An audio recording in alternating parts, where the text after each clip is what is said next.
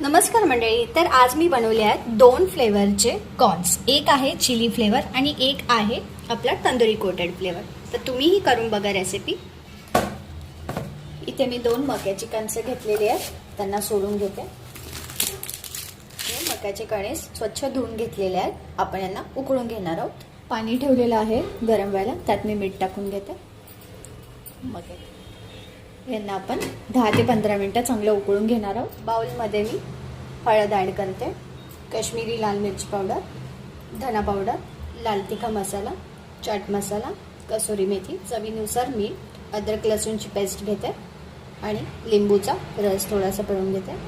आणि इथे मी 2 टेबलस्पून दही टाकणार आहे अजून एक. आणि आता आपण व्यवस्थित मिक्स करून घेणार आहोत. आता इथे आपलं तंदुरी मॅरिनेट रेडी झालेला आहे. आता यामध्ये 2 चमचे तेल टाकणार आहे.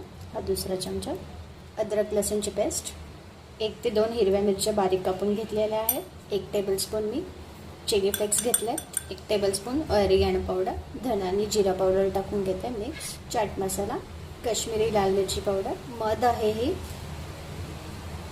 मध टाकून घेते. आता हे लिंबू आहे, लिंबूचा आपण वरचा साल काढून घेणार आहोत असं. लिंबूचा वरचा साल आपण टाकून घेतो. सोललेलाच लिंबाचा रस आपण आता इथे टाकून घेतो.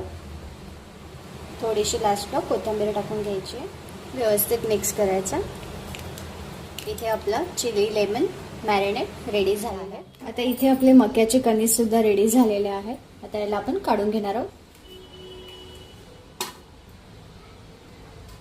आता हा आपला तंदुरीवाला बॅटर आहे, तो आपण मक्याला ब्रशच्या साहाय्याने लावून घेणार आहोत. व्यवस्थित सगळ्या साईडने लावून घ्यायचं आहे.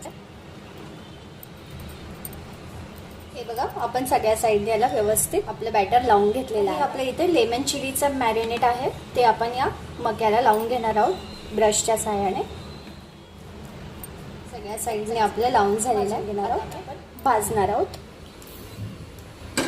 तंदुरीवाला मका आहे हा, भाजून घेऊयात चांगला. चिली लेमनचं कणीस भाजून घेते. आपला हा तंदुरीवाला कॉर्न आहे, याच्यावरती मी चाट मसाला आणि रेड चिली पावडर आहे ती टाकून घेते, लिंबू, त्याचा रस आणि वरतून थोडीशी कोथिंबीर.